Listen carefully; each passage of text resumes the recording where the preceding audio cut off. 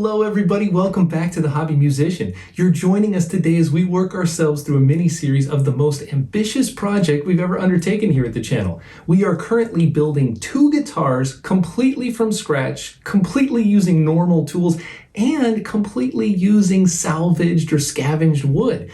Now don't worry, if you're brand new to this or if you want to get caught up on everything we've done so far, click the link at the top and that'll take you to a playlist where I've arranged every single episode in this entire build.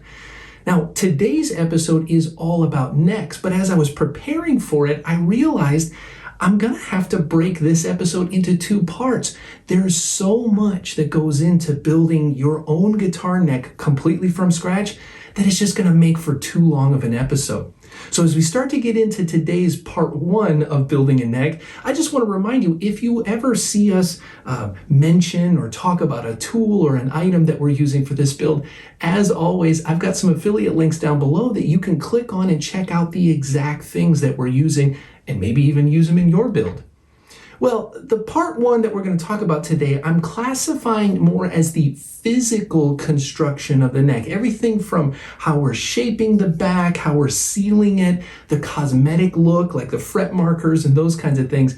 And all of the frets themselves, I'm going to save for another episode because there's a ton of stuff that goes into it. Okay, so how do we get started to make these necks? Well, as you'll recall from our previous episode about making the blanks, we cut strips of wood, laminated them, and glued them together to make the block of wood that we cut out our neck shape. Now we used our carefully measured templates, clamped this on, and I traced out the shape of each of the necks that I wanted. Now we just used a jigsaw after that. I used a jigsaw and cut along the outline and gave myself a couple millimeters of clearance on either side so that when I was done, I could come back and take this exact same template, clamp it on. Well, we used our masking tape and super glue trick. You put masking tape face down and face up on the 2 things you want, and then little drops of super glue on the tape so you're not actually physically connecting these 2. Then I use my router.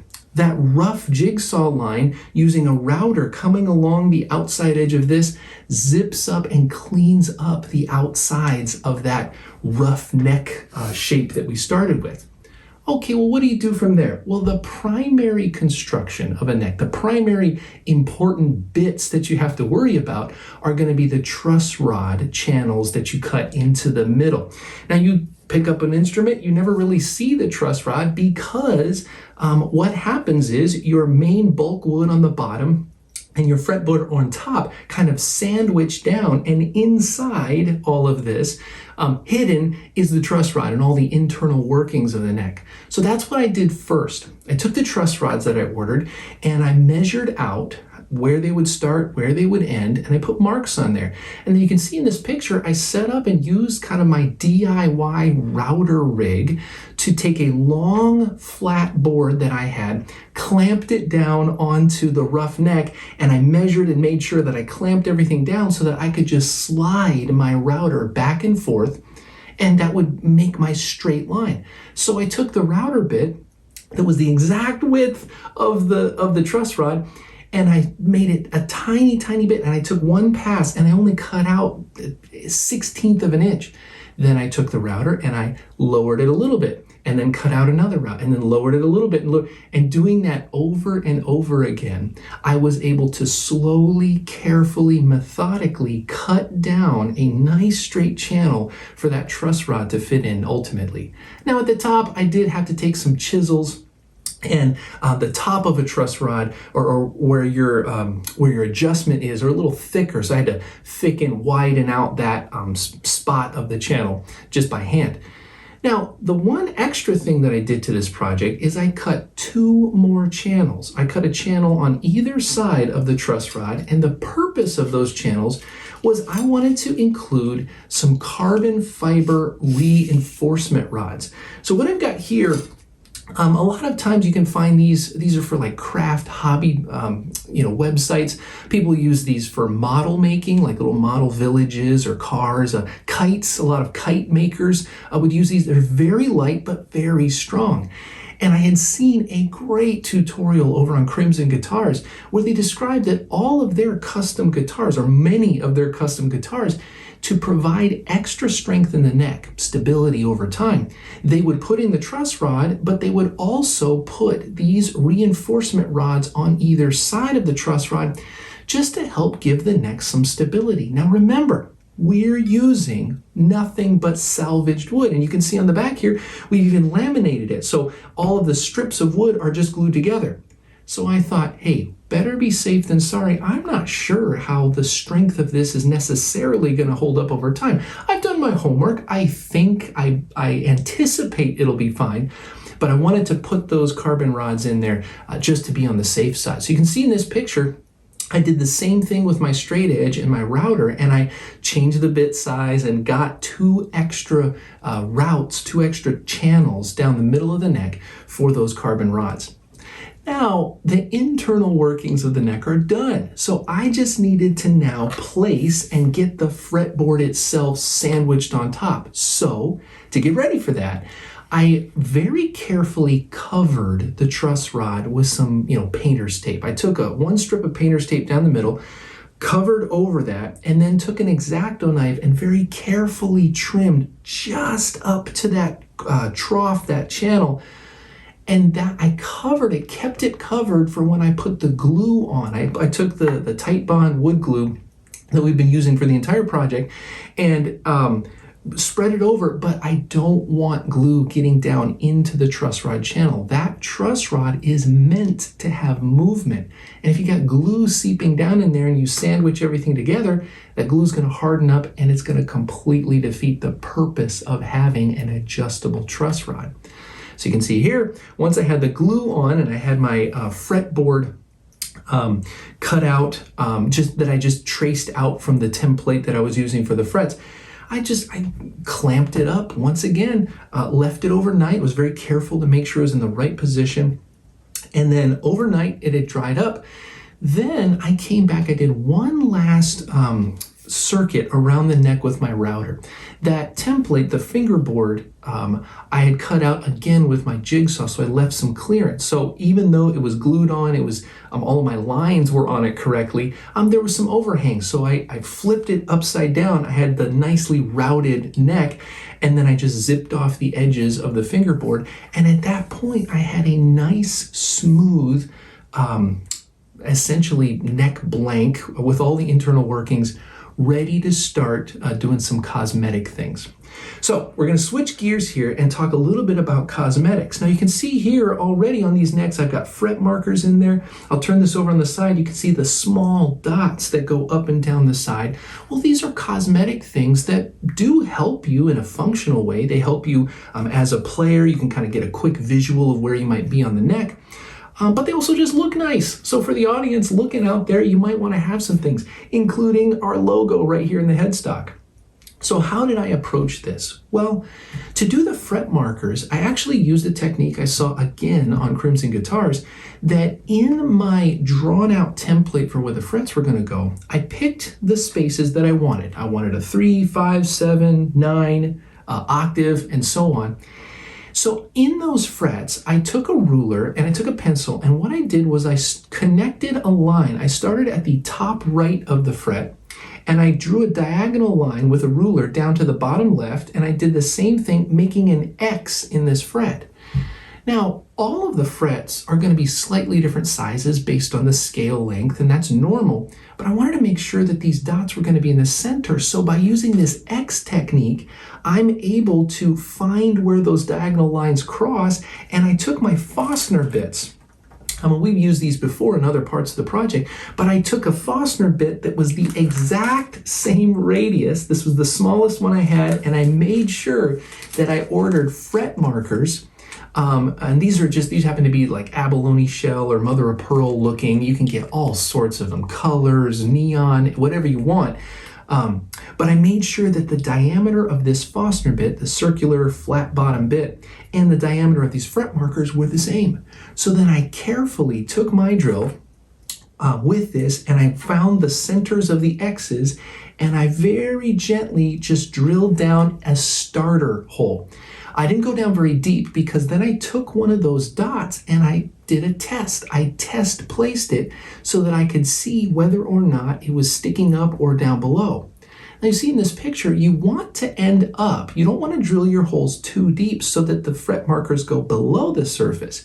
You want them a little bit above the surface so you can come back later after you've gotten everything radiused and done. You want to be able to sand it down so that it's flush. So that's what you see in this picture. I did the same thing, all of the fret markers. Now in the octaves, you'll notice I have 2 dots there. I split the fret in half and then I did my 2 diagonals, both at the 24th and the 12th fret. But I did the same thing on the side markers. When I knew where I wanted them, these tiny, tiny plastic rods, again, you can get them in all sorts of colors.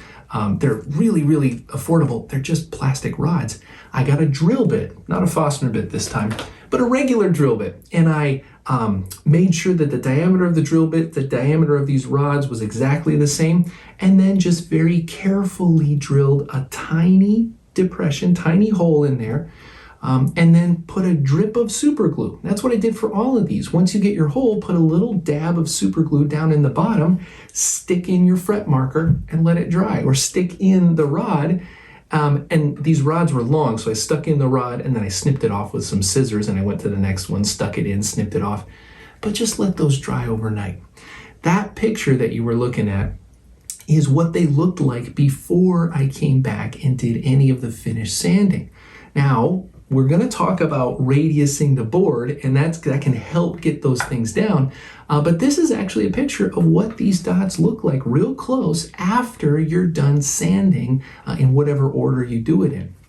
So the last big thing, oh no, before I forget, we did the exact same thing for our logos up here. I just used the biggest Forstner bit that I had, the 1-inch diameter, and I did a very, very shallow cut in there. Now, for this project, I do have one of those vinyl cutting machines that I use for other crafting projects. So I loaded up our logo in that and cut out a vinyl sticker that was 1 inch. So I was able to put it in there, and then we can cover over that with clear coat spray on the headstock. But the good news is, whatever you want to use as inlays or decals, there are tons of options out there. There are lots of websites where you can upload images and have them printed to stickers if you don't have the devices to make them yourselves. So the opportunities for customizing these builds are endless. Okay, so the last thing that I want to cover in this physical preparation episode, part 1, is how we do the final shaping of the neck. Up to this point, we've got a square block of neck with some fancy fretboards or fret markers in it. Okay, so how do we do this? Well, one of the things that we do on the top of it is called radiusing the fretboard. Now, what I've got here are a couple blocks that I ordered.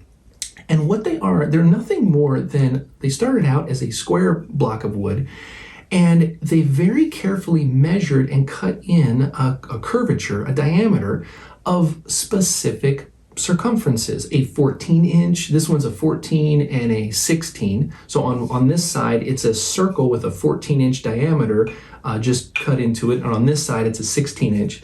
And then over here, it's a 12 and a 10. Now, the reason I have 2, I wanted to build one. I wanted the 4-string to be a 12-inch radius, and I wanted the 5-string to be a 14-inch radius, so I had to get 2 different ones. But what you do is you stick sandpaper to this, and that sandpaper is going to hold the curve of whatever diameter you've got. Then you come back to your neck, which has a flat piece of wood on it. And by going back and forth, and you can see in this time lapse, just back and forth, you can slowly sand into that flat piece the subtle curve that you want for your instrument. Now, the way that I knew I finally had it done was I very lightly scribbled pencil all the way up and down the fretboard when it was flat. The reason I did that is because as I sanded away the flatness, the pencil marks sanded away. So I kept sanding, and it was out at the edges. The edges were the first to go. So the pencil mark disappeared on the edges, but as I would sand it and check it, and sand it and check it, more and more and more of the pencil mark was disappearing until at the end of the process, just the last little bit of pencil mark disappeared. Then I knew that every spot up and down this neck was the same curvature of whatever the block I was using. Okay, now that happened to be the easier part of the shaping. The harder part was the back of the neck. You can see here, we've got the curve cut into these. They started out square, so how did we do it? Well, there are tons of different methods you can find online, and depending on your access to machinery or devices, you might want to take a more in-depth or more, automated approach. But we said at the whole outset of this project, we're doing this by hand. So here's what I did to get the shape in the back of the neck. I started out with some files.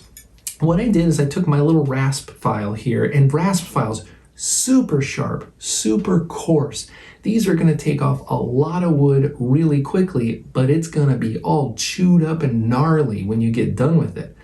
But to start out, that's exactly what I needed. So what you did, or what you can see in a lot of tutorials, is you just want to shape a very small portion at the top and a very small portion at the bottom. You want to get that shaped to your liking first. Leave everything in the middle square. We're going to take care of that in a second. So I did that. I took my rasp file and I started getting it down to pretty close to where I wanted. Then I stopped using my rasp file, which is really coarse, and I switched over to a much finer file.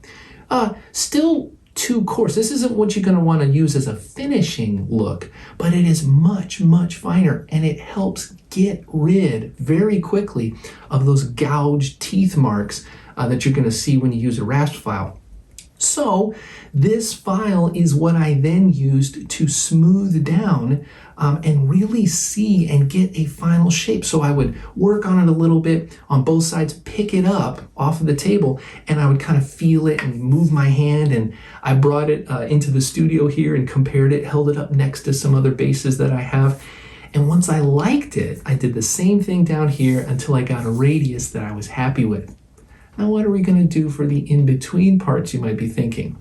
That is where I used a little bit of automation. You can see here in this time lapse that what I did, and what you'll find a lot of people who kind of do this method do, is I got my angle grinder. This is something, you might sharpen tools or blades or cut off pipes or something.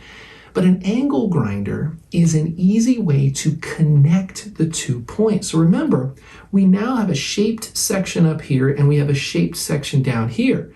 Well, by taking my angle grinder and going very small passes, I was able to connect the dots. I ground down very slowly, drawing long horizontal lines, connecting up this curve to this curve. And as I did that slowly, you end up keeping the same radius. If you're only taking flat, very small, short, flat passes back and forth, when you connect up, you can kind of be keeping track of how much curve you're putting in there.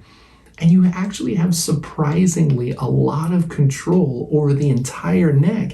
And when I was done, I was kind of shocked. I've never done this before myself. I was kind of shocked at how consistent that curve ended up being. So sure, it's angle grinders and files, so it's not going to be a perfect, pretty finish like you see now.